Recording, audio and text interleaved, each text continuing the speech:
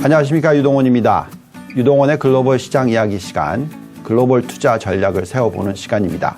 오늘 제목 보도록 하겠습니다. 조종을 투자 기회로, 또한 템포도 빠르게.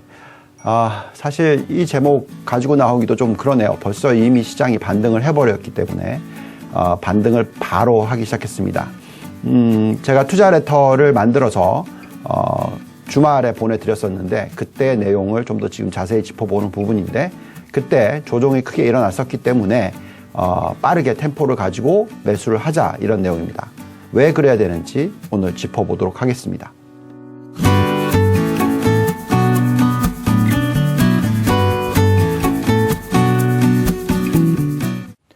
네, 최근의 시장 흐름부터 보면서 얘기를 해드릴게요. 지난주 말까지만 하더라도 지금 보시면 다우가 0.9% 일주일 동안 하락, S&P가 1.5%, 나스닥이 1.5% 하락을 했고요. 스몰캡이 그나마 상승 1.5%를 하면서 시장을 좀 받쳐주는 역할을 했습니다. 어쨌든 이 숫자를 보고 있으면 전반적으로 조종이 일어났던 지난주였습니다. 또 특히 월요일은 미국 시장이 열리지 않았고요. 한국 시장은 거의 2% 이상 폭락을 하는 모습까지 보여줬었기 때문에 기본적으로 조종 양상이 확연하게 나타났던 월요일까지의 시장이었습니다. 자, 그런데 지난 이틀 동안, 그죠? 화요일과 수요일, 지금 오늘까지 시장이 반등을 하고 있는 모습을 바로 보여주고 있습니다. 그래서 타이틀에도 나와 있지만 저가 매수, 하락장에서 매수, 근데 템포 빠르게, 그러니까 적극적으로, 자, 이런 내용을 말씀드렸고, 실질적으로 지금 시장의 움직임이 그렇게 흘러가고 있다라는 게 중요할 것 같습니다. 자, 그러면 연초 대비해서 시장별, 국가별 지수들의 상승률을 보겠습니다. 지금 가장 좋게 나타나는 지수가 베트남입니다. 네. 그러면 올해 내내 거의 베트남이 상당히 좋을 수 있다라는 것을 생각하셔야 될 것 같고요.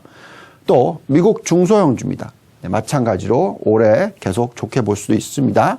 그 다음이 한국의 코스피, 그리고 최근에 올라오는 게 원자재 관련 국가들 신흥국인데 인도네시아, 러시아 뭐 이런 국가들이 지금 올라와요.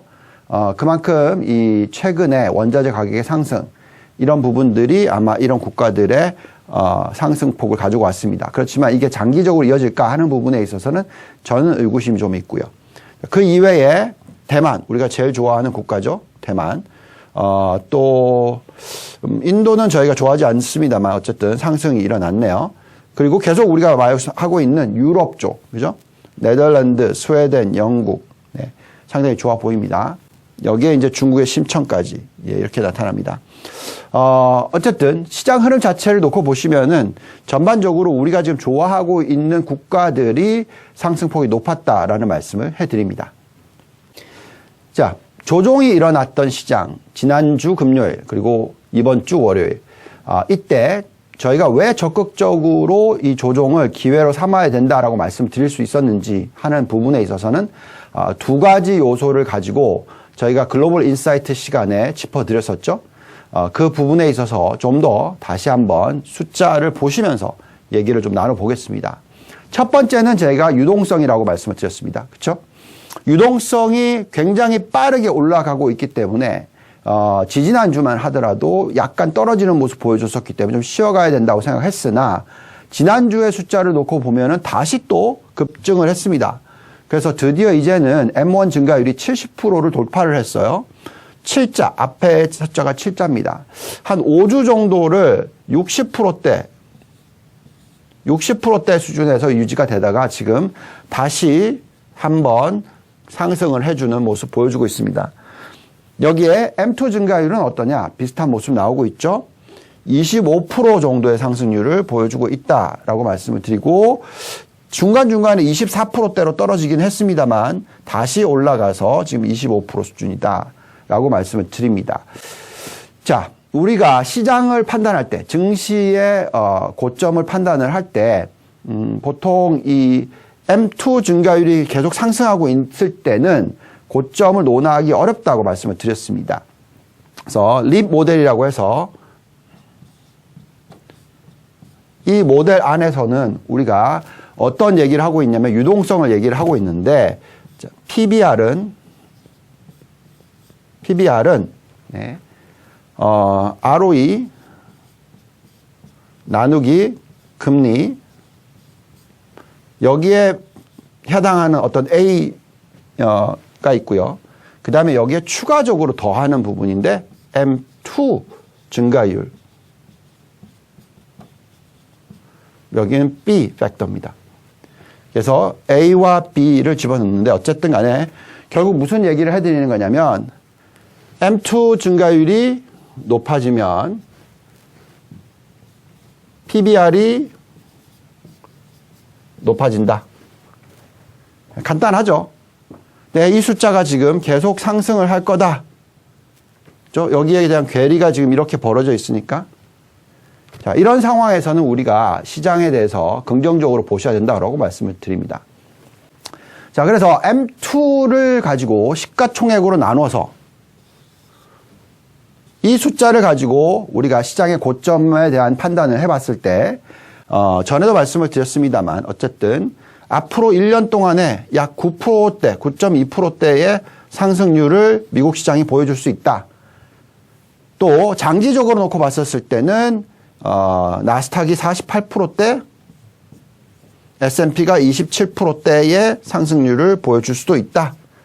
자, 그만큼 어쨌든 우리가 유동성이 풍부하다는 걸 갖다가 실질적으로 어느 정도까지의 상승으로서 연결시켜서 보면 우리가 이걸 어떻게 해야 될지, 팔아야 될지, 사야 될지를 판단을 하게 되는데 아무리 봐도 꼭지는 정말 한참 더 위일 것 같다. 이런 상황에서 유동성이 늘어나고 있다면 우리는 이걸 팔면 안 되는 거죠, 시장을.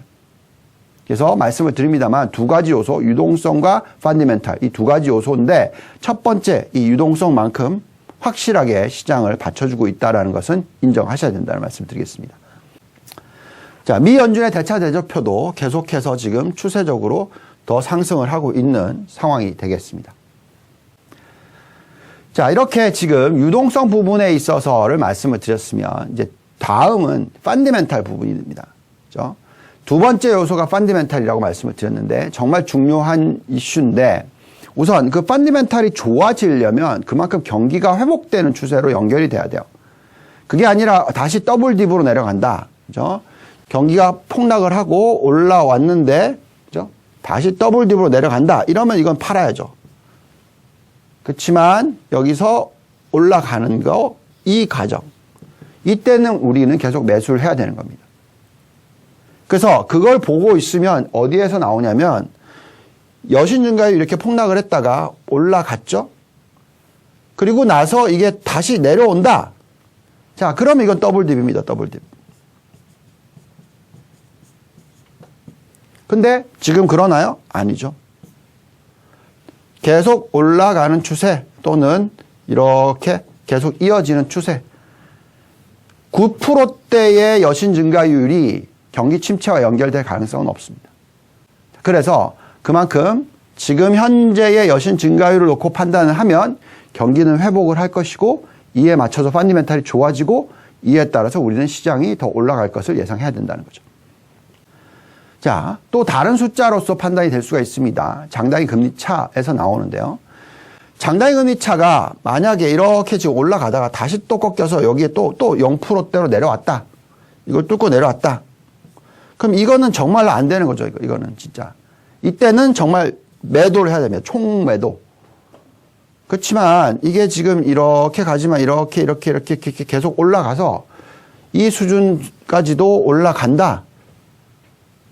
이런 추세가 이어진다라고 생각한다면 우리는 경기가 회복을 하고 펀더멘털이 좋아지고 시장은 더 올라가고 이렇게 생각하셔야 된다는 거죠. 자, 경기 선행 지수도 그렇게 얘기를 해주고 있죠. 폭락을 했다가 급등. 그래서 이제 여기가 100인데 거의 100 수준에 올라와 있다라는 거죠.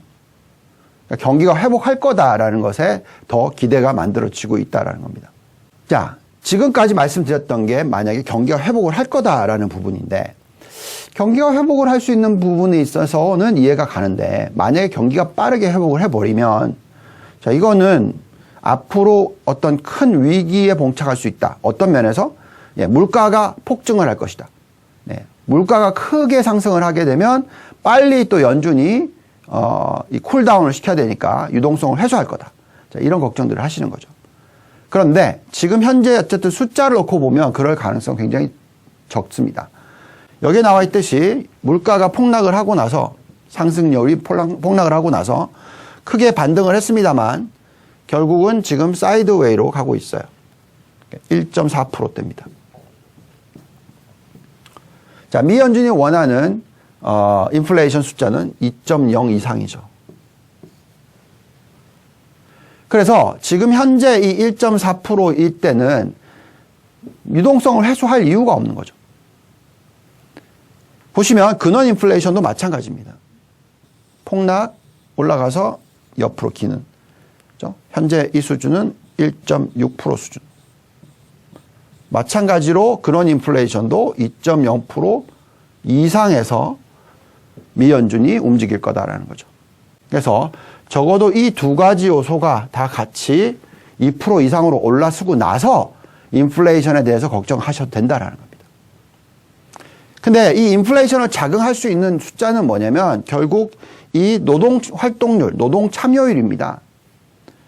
과거 닷컴 버블, 인플레이션이 크게 올라왔었던 버블 시기 67.2%나 되는 시장 참여율이었다는 거죠.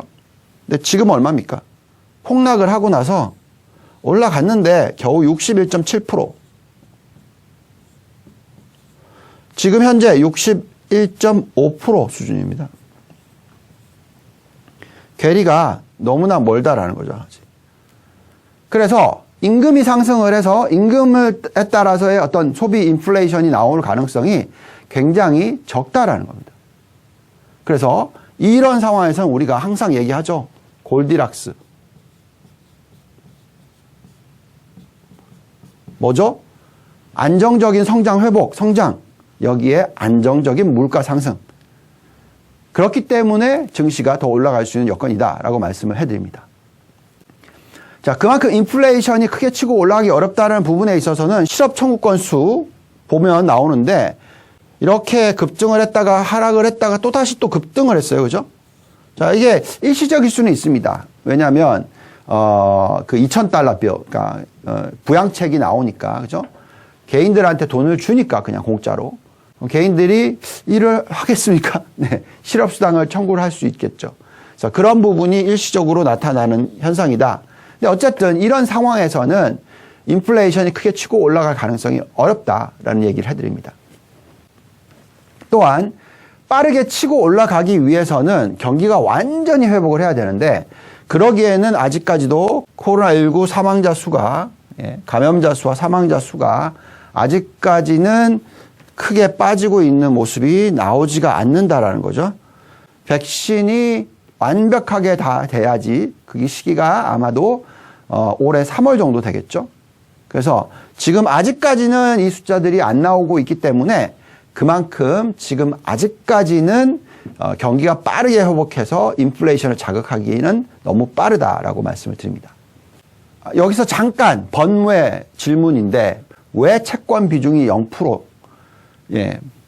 아까 보여드렸듯이 금리가 점차적으로 계속 상승을 할 가능성이 높고요.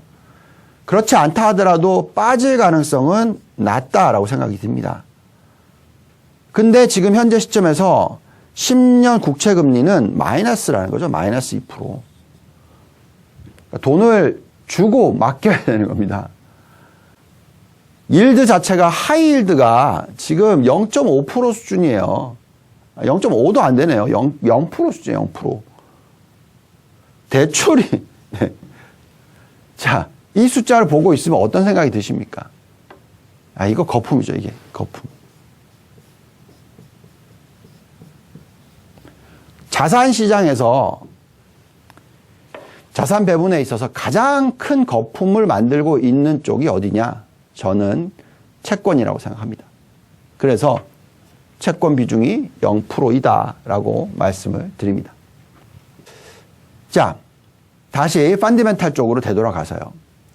자, 금리도 안정적일 거고 경기는 회복할 것이다. 경기가 회복을 하고 금리가 안정적이면 결국 기업들의 입장에서는 당연히 이익이 늘어나는 거죠.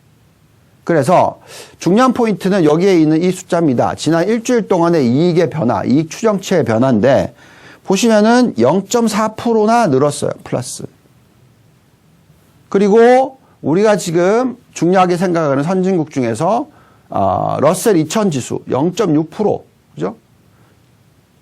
그리고 보시면은 이탈리아 2.1%, 유럽이 1.3%, 프랑스가 2.3%. 보시면 유럽 쪽이라는 거예요, 유럽. 그래서 유럽 쪽에 대한 관심을 가지셔야 되고, 미국으로 따지면 이 러셀 2000, 그 다음에 나스닥 0.5% 나스닥.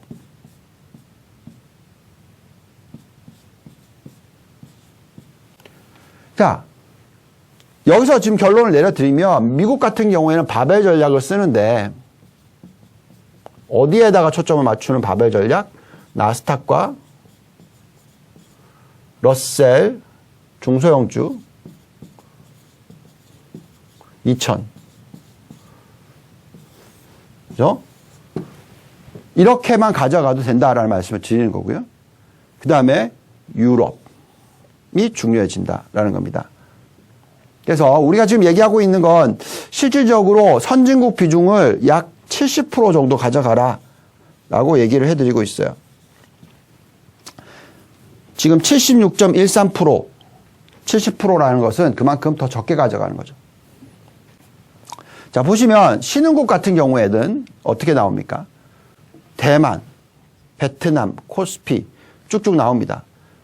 컨센서스 이익에 관련돼서의 변화, 지난 일주일 대만이 제일 좋죠. 1.3%. 또 어디입니까? 인도네시아, 러시아, 브라질 뭐 이런 쪽이 좋습니다. 뭐냐? 원자재 가격이 상승을 했다는 거죠. 네, 물론 이 원자재 가격이 계속 상승을 하게 되면 이런 국가들이 좋습니다. 인도네시아, 브라질, 러시아 좋습니다.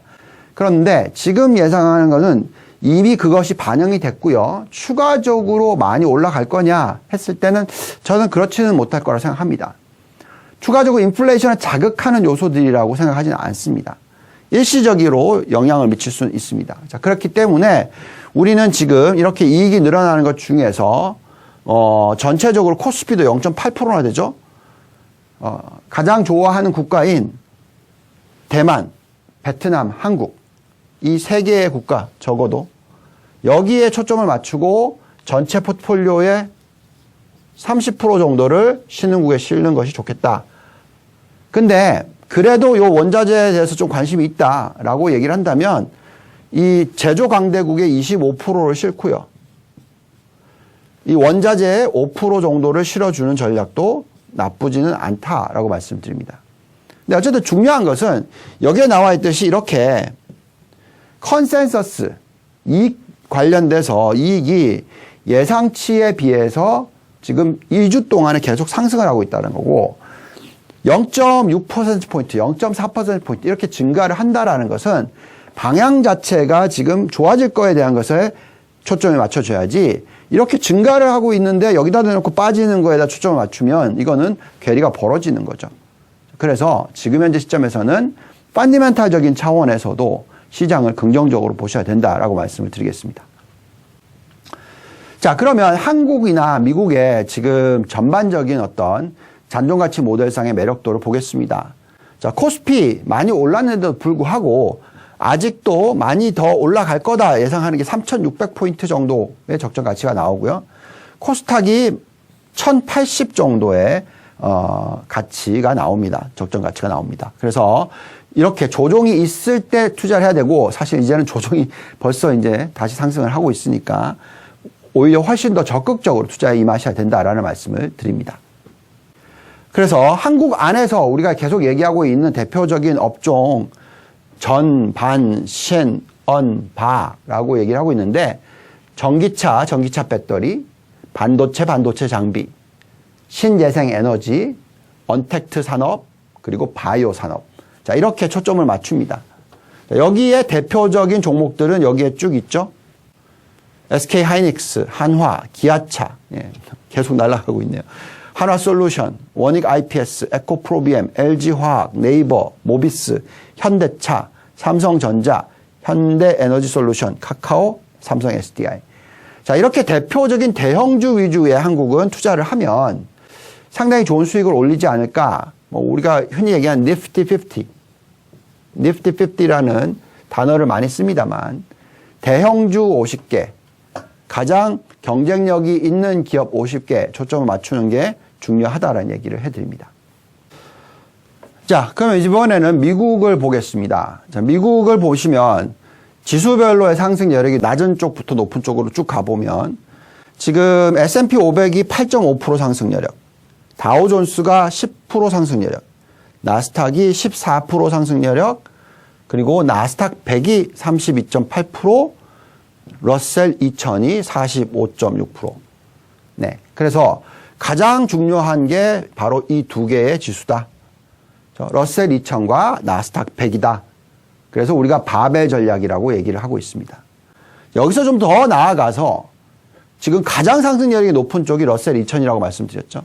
그래서 이쪽에 초점을 맞춘다고 말씀을 드렸는데 이 안에서 또 구분을 해보면 이렇게 성장과 가치를 봤었을 때 성장은 24%, 가치는 55%, 2배 수준이라는 거죠. 자, 그래서 우리는 결국 IWM과 IWN 이 두 개를 큰 비중으로 가져가는 전략, 전체 글로벌 포트폴리오의 20% 정도 가져가는 전략이 적절하다라고 말씀을 드리고 있습니다. 자, 이제 그 안에서 업종으로 좀 들어가서요. 미국의 업종들을 보시면 가장 매력이 있는 쪽이 어디다? 계속 얘기합니다. 반도체, 반도체. 그 다음이 바이오, 그 다음에 태양광, 저변동성, 신재생에너지, 헬스케어 가치, UGE 미국 소비 가치, 그 다음에 전자결제, 리튬 배터리, 전기차 배터리 이렇게 7대3 성장과 가치의 7대3 7이 성장 3이 가치 이렇게 전략을 세워서 투자를 하면 좋은 수익이 날 거다라고 말씀드리고 있고 가장 대표적인 업종으로서는 반도체가 지금 크게 올라온다라고 말씀을 드립니다. 자, 그래서 어저께 미국 증시에 어디가 제일 많이 상승을 했냐 봤더니 업종으로서는 최근 핫한 업종으로서는 뭐니 해도 반도체 지금 지금 뭐 상승률이 장난이 아니죠. 그 다음 신재생에너지, 태양광 뭐 정말 엄청난 상승률을 보여주고 있죠. 자, 그 다음은 5G. 이쪽은 중국 5G, 이쪽은 미국 5G. 자, 이렇게 현 시점에서는 상대적으로 굉장히 매력도가 있는 쪽을 보시면 5G, 그리고 신재생 에너지, 그리고 반도체입니다. 그래서 단기적으로는 이 세 개 업종에 초점을 맞추셔도 상당히 괜찮을 것 같다. 그게 나라를 막론하고입니다. 미국이든 중국이든 한국이든. 아까 한국도 말씀드렸죠. 전반신 언바. 네, 여기에 다 들어가죠. 이 업종들이. 자, 오늘은 시장의 변동성이 크지만 지금 현재의 유동성과 펀더멘탈을 들여다봤었을 때 적극적인 매수 차원에서의 전략이 적절하다라고 말씀을 드립니다. 시청해주셔서 대단히 감사드립니다.